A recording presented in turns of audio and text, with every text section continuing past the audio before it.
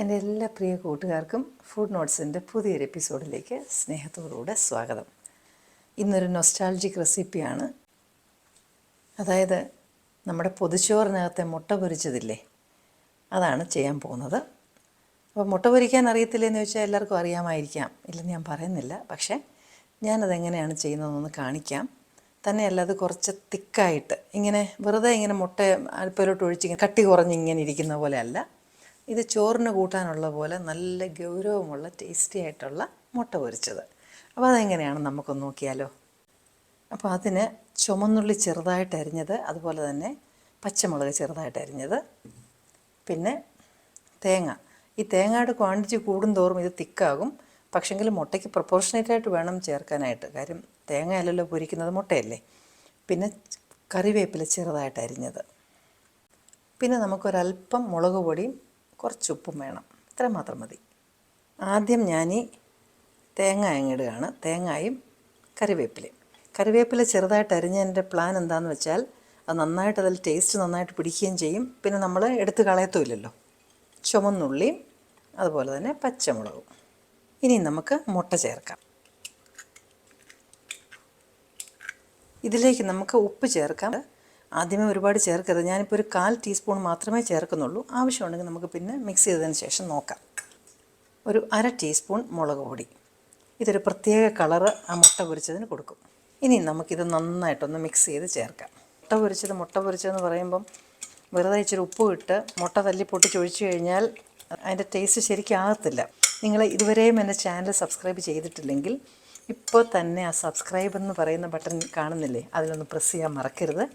അതിനോടൊപ്പം തന്നെ ആ ബെല്ലൈക്കൺ പ്രസ് ചെയ്തതിന് ശേഷം ഓൾ എന്നുള്ള സെലക്ഷൻ ഓപ്റ്റ് ചെയ്താൽ ഞാനിടുന്ന എല്ലാ വീഡിയോസിൻ്റെ നോട്ടിഫിക്കേഷൻസ് ഉടനുടൻ നിങ്ങൾക്ക് കിട്ടും. അപ്പോൾ ഇതിൻ്റെ ഉപ്പൊന്ന് തൊട്ട് നോക്കണം, ഉപ്പ് കറക്റ്റാണ്. അപ്പോൾ കോട്ടയം സ്റ്റൈൽ മുട്ട പൊരിച്ചത് നിങ്ങളൊന്ന് ട്രൈ ചെയ്ത് നോക്കണം. ബേസ് കട്ടിയുള്ള ഒരു പാൻ വെച്ചു. അത് പാൻ ചൂടാകുന്നതിന് മുമ്പ് തന്നെ ആ എണ്ണയൊന്ന് തടവി വയ്ക്കുക. എണ്ണയോടുകൂടെ അത് ചൂടാകട്ടെ. കാര്യം മുട്ട അതിൽ പറ്റി പിടിക്കാതിരിക്കാനാണ്. എന്നിട്ട് ഞാനൊന്ന് അടച്ച് വയ്ക്കുക. ഇതിപ്പം ചൂടായിട്ടുണ്ട്. അതിലേക്ക് ഞാൻ മുട്ട അടിച്ചു വെച്ചിരിക്കുന്നത് അങ്ങ് ഒഴിക്കാം.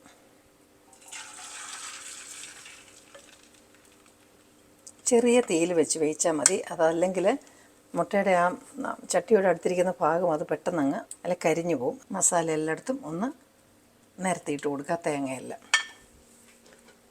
അതിനുശേഷം അടച്ചു വയ്ക്കാം. മെല്ലെ ചെറിയ തീയിലാണ്, ലോ ടു മീഡിയം ഫ്ലെയിമിൽ അതൊന്ന് വേകട്ടെ. അതൊന്ന് തുറന്ന് നോക്കട്ടെ. കണ്ടോ, നല്ല കട്ടിയായിട്ട് വരുന്നുണ്ട്. പക്ഷെ കട്ടിയുള്ളത് കൊണ്ട് തന്നെ അതൊന്ന് വേകാനും സമയം പിടിക്കും. ഈ ചെറിയ വിസ്താരമുള്ള ചട്ടിക്ക് അതെങ്കിലും എളുപ്പമാണ്. അപ്പോൾ നമുക്ക് വലിയ വിസ്താരമാകുമ്പോൾ തിരിച്ചിടാൻ ഇച്ചിരി പ്രയാസം വരും. കുറച്ചുകൂടി ചെറിയ വാവട്ടമുള്ളതാണെങ്കിൽ തിരിച്ചിടാൻ എളുപ്പമായിരിക്കും.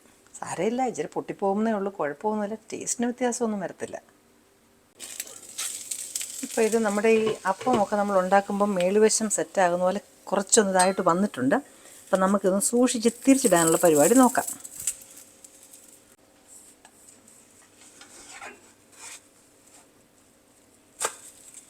ഇനി ഈ സൈഡും കൂടെ ഒരു മിനിറ്റോളം ഒന്ന് വേകട്ടെ. അപ്പം ആ സൈഡും വെന്തിട്ടുണ്ട്. ഇനി നമുക്കിതങ്ങ് എടുക്കാം. താണ്ടേ നമ്മുടെ മുട്ട പൊരിച്ചത് കണ്ടോ, റെഡിയായിട്ടുണ്ട്. ഇത് നമുക്ക് സെർവ് ചെയ്യുന്ന പാത്രത്തിനകത്തോട്ട് മാറ്റാം.